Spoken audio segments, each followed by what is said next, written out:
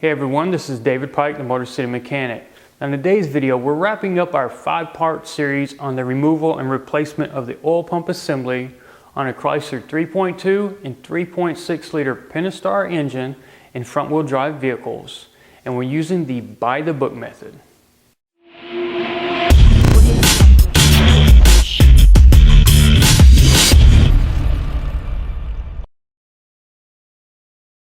Now that we've got the oil pump and all of its related parts bolted in place, we're going to move on to cleaning both the upper and lower oil pans. Now I recommend doing them both at the same time. And the reason for that is the 3-bond adhesive has a 10-minute window from when you apply it to when you start tightening the bolts down. Now you got 45 minutes to do the final torque sequence as far as specs or if there is a pattern on certain vehicles. This one doesn't have a pattern, but nonetheless, we have 45 minutes to get those bolts torqued into place. So the last thing we want to do is spend our time cleaning the lower pan and then installing the bolts, torquing it, and then moving on to the upper pan, cleaning it. So we need to go ahead and clean everything right out the gate so we're ready to go. So once we apply the 3-bond adhesive to the lower pan, we can go ahead and hurry up and tighten all the bolts down and then go ahead and work on installing the upper pan before that 3-bond adhesive starts to dry out. So at this point, we're ready to start cleaning and prepping the aluminum section of the oil pan. Now we've got both sides that we've got to clean where that 3-bond adhesive was at. Both where the aluminum pan meets the block and also where that stamped steel pan meets the aluminum pan. Now I'm going to start off with using a razor blade. Now 2 things you may come across are fiber style cleaning pads and plastic style cleaning pads. A lot of people kind of frown on using these. One thing is this oil pan is off the engine, so we're not worried about any of the fiber from the cleaning pad getting in different passages, possibly causing harm. So being that it's off the vehicle, if we use it, we can clean everything with brake clean and compressed air, and we don't have to worry about that.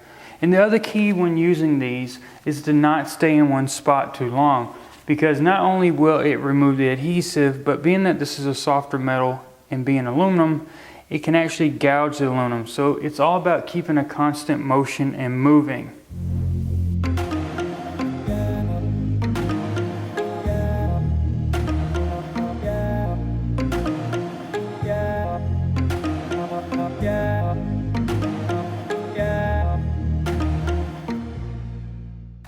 So just repeat that same procedure all the way around that surface where that stamped steel pan went on, then turn it over and do the exact same thing on the opposite side.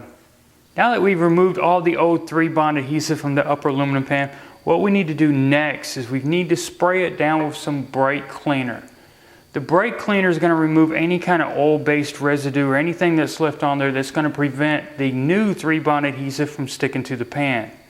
And you pick this up at any one of your local auto parts stores.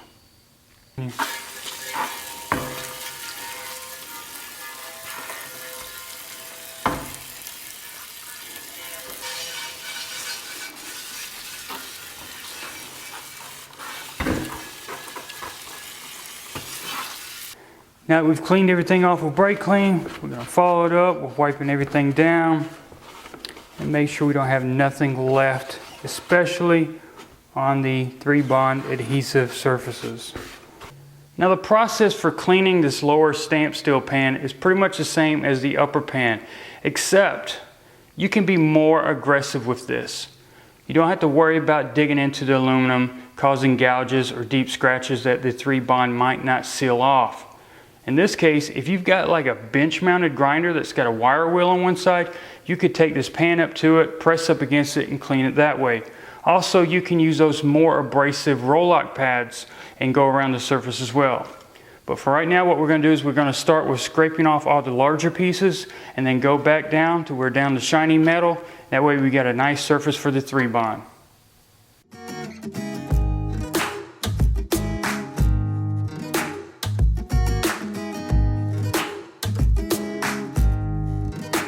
Now we're ready to hit it with some brake clean. Get the bigger pieces out. Go ahead and start spraying.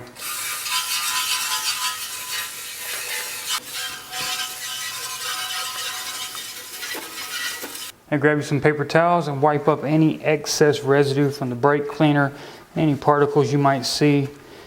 Paying a lot of attention to the surface that we're going to be smearing the new or coating the new 3-bond adhesive on. Let's go around the perimeter, make sure everything looks nice and clean.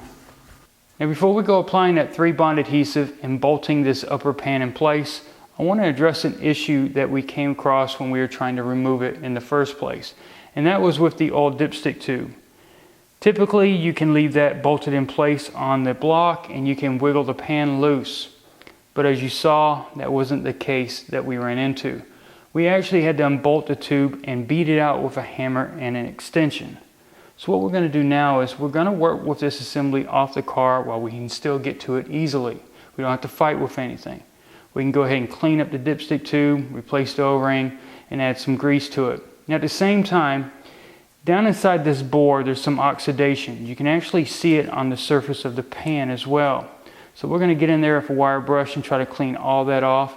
And then we're going to do a couple test fits to make sure that the tube slides in the bore of the pan right here. And that way when we go back with it, we're not having to fight with it. Now typically the dipstick tube is painted black. As you can see, we've got some shiny metal shown.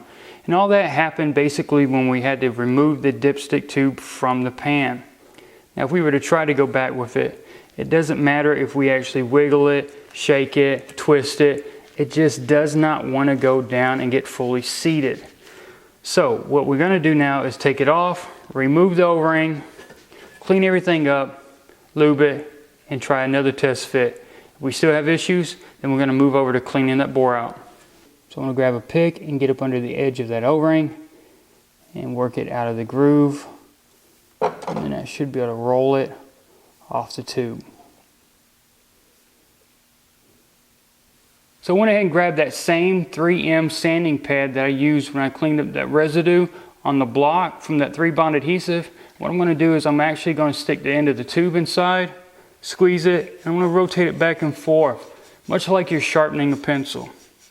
Now it's possibly going to remove some paint, but mainly I want it to remove any kind of residue or anything that's built up that might prevent it from actually sliding into the hole. Now that we've got it all cleaned up, what I want to do is before I go installing the O-ring, I want to do a test fit to see if it actually slides into the hole on the pan. If it does, then I don't have to worry about cleaning the bore out. So it'll save me some time. So let's go ahead and grab it, insert it, rotate it, wiggle it, and see if it goes all the way to the bottom. And there we go. The tube is fully seated. We're good to go. Just install the O-ring and lube it up. So we're going to go ahead and assume that this is our new replacement O-ring. All we got to do is slide it on the end here and roll it into place until it sits inside the groove. Now we can grab some grease, wipe it around. That way we're ready to insert it into the pan after, of course, we've got the pan bolted in place. Now that we've cleaned both the upper and lower oil pans, as well as having test fitted the oil dipstick tube, we're now ready to move on to talking about what we're going to be using for sealing up the surfaces of both pans as well as the block. Now this right here is that 3-bond engine RTV that I've been talking about throughout this video. That's the stuff we just had to clean off the surface for the block and the oil pans. Also, this is what we had to try to separate using pry bars. Now it comes in a small tube, and the reason is because you're only going to use so much. You cannot reseal this and save it for a later date. It's going to harden.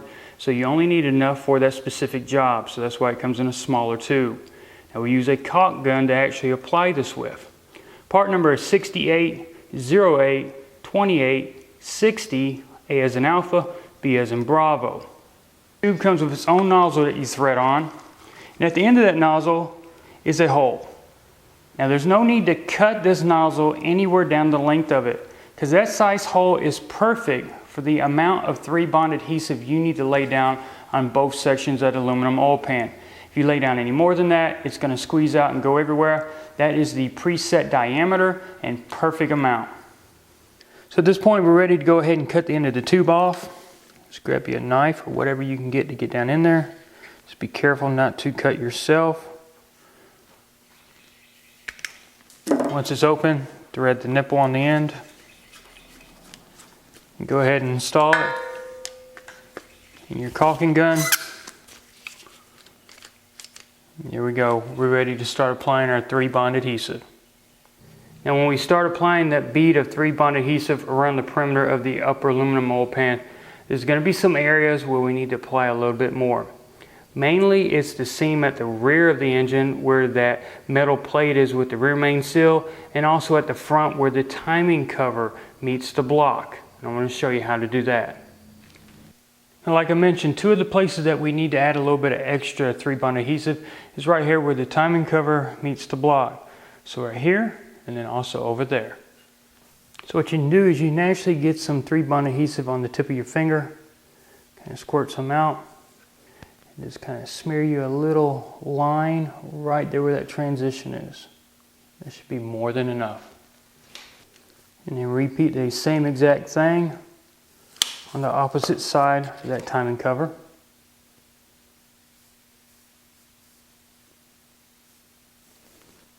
And last but not least, back there on that stamped steel cover that has that rear main seal.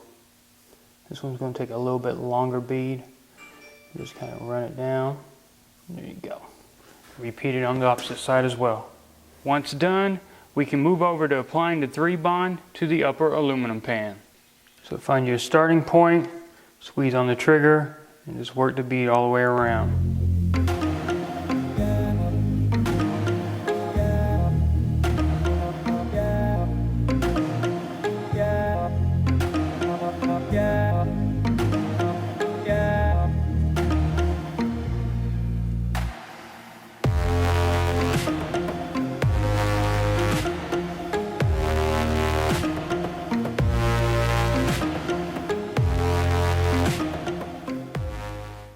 So now we're ready to start installing the upper aluminum pan.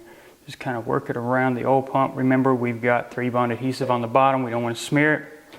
Now there are no alignment dowels. You just need to kind of line it up by eye. Once you get it started and laid down, you can press it up against the transmission. Now while supporting that pan with one hand, grab a couple bolts. And let's get a few started to hold it in place. That will help line everything up as well. Just kind of run them down finger tight.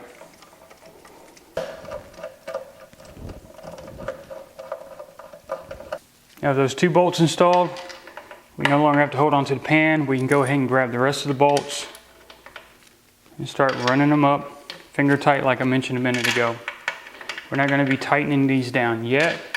We've got a few other bolts that we've got to install first that get torqued, and then finally we'll come back to these. So now that we've got all those 13mm upper pan bolts finger tight, we're going to move over to the 5 transmission bolts that go through the oil pan into the transmission case that go right around the bottom edge. Of course, on this engine I don't have them because we're on the stand, but they're 15mm and they're located right here around the perimeter. Now these bolts are going to get installed and torqued at the same time. And the torque spec for that is 41 foot-pounds. 41 foot-pounds on the 5 15mm bolts, and there is no sequence. Now once we torque these down, then we can move back over to the 13mm bolts for the upper pan.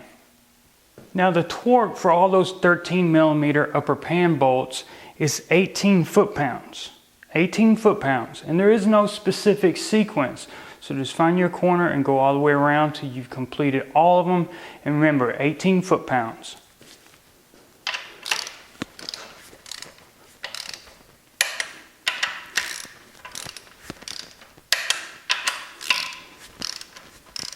Now there's 2 more bolts we need to make sure we don't forget about. And that's the 2 10mm bolts that go into the pan and the plate that has the rear main seal.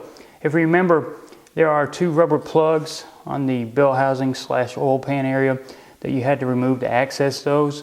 Also, I showed that if you take that cover off right here that you use to get to the torque converter bolts, you can get up in there and see them as well, and you can use a magnet if you need to. So we need to go ahead and work on installing those 2 10mm bolts.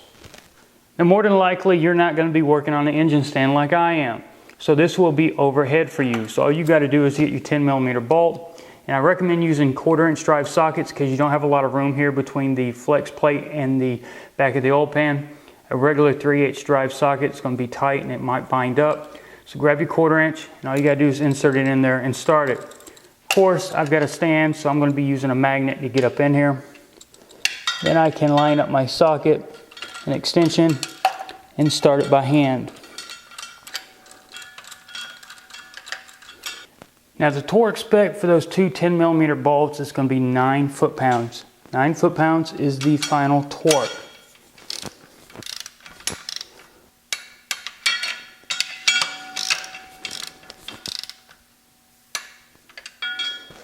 So now that the upper pan's been installed, bolted, and torqued in place, it's time to go ahead and apply our 3-bond adhesive to the lower pan. Remember, we got a short window to apply this before it starts drying out. 10 minutes to install the part, 45 minutes to torque it down.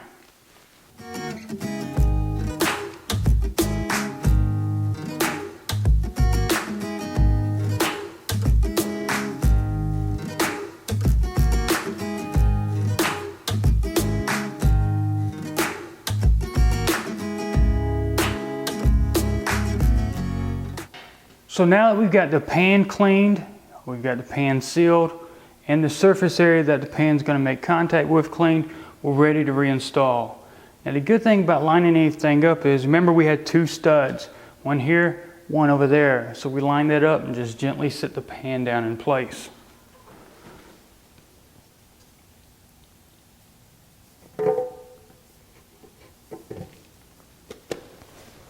So now we can grab a handful of the 10mm bolts and the 2 nuts and start them by hand and go all the way around the perimeter. And we'll come back with our cordless tool and run them down gently, and then we'll come back and do an actual torque on all the bolts. Go ahead and snug them down.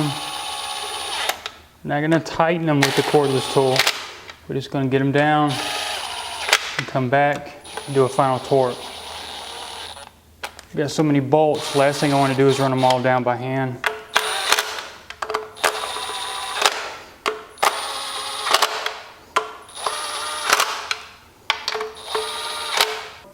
Now there is no sequence or pattern when it comes to tightening down the bolts. Just start anywhere and work your way around. And the torque for that is going to be 97 inch-pounds. 97 inch-pounds on all the 10mm bolts and the 2 nuts around the perimeter of the stamped steel pan.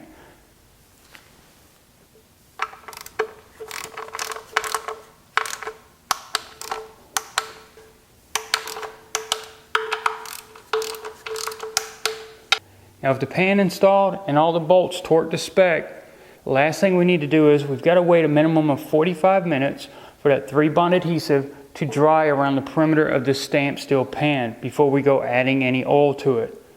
If you do it too soon, there's a chance that the oil will leak past the RTV. So you need to wait a minimum of 45 minutes for all that to set up.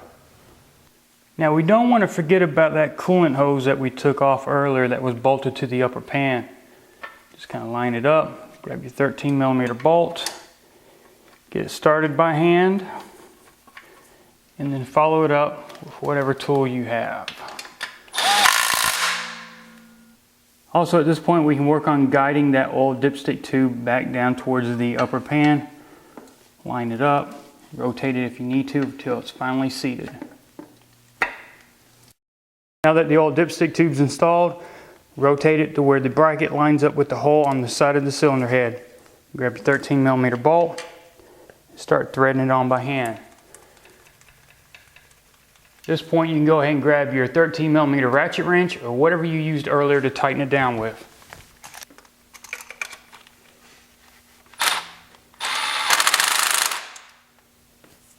Now that we've bolted the oil pump and both sections of the oil pan to the block, there are 4 more things we need to be concerned about as far as installing and double checking. The first one is the structural support member that goes from the radiator support to that cross member that has the rack and pinion on. We need to install that and tighten all the bolts off. That's the same one we took off because we couldn't get to the 2 10mm at the back of the pan. Also, we've got the exhaust crossover pipe, the same one that we had the bolts break off. So we still got to remedy that either by cutting the nuts off, whatever we can do, drill them, tap them, whatever it takes, and install new bolts. Third thing is the plastic splash shield at the front of the engine or the belt drive side. We took that off so we could access the 10mm bolts for that lower stamped steel pan. And last but not least, what I want you to double check is the 13mm drain plug on the oil pan. Remember, we took it off when we drained the oil out. Last thing I want to do is not tighten it down so it falls out while we're going down the road. We lose all the oil, lock the engine up. So double check that you tighten the 13mm up. Now I'm not going to show the install of all these components. I showed you how to take it off earlier. Installation's just the opposite of removal. So hopefully after watching all these videos, you now got a better understanding of what's involved when you remove the oil pump assembly by the book. Now the reason why I keep emphasizing the by the book method is the next group of videos coming out is going to be a shortcut method. So all the issues we ran into, such as the broken exhaust bolts, the fighting with the dipstick tube, those items we won't have to worry about. And I'll show you more about that once the video comes out. So if you like this series on removing and replacing that oil pump assembly, please make sure to give it a big thumbs up on YouTube. Don't forget you can find me on Facebook, Twitter, and Instagram. And if you got any comments or suggestions about anything you saw in any of these videos, please make sure to email me at david@motorcitymechanic.com. Also, if you'd like to shop on Amazon, please make sure to use the link that's in the description below this video, and any purchases that you make will help support this channel. Once again, everybody, thanks for watching.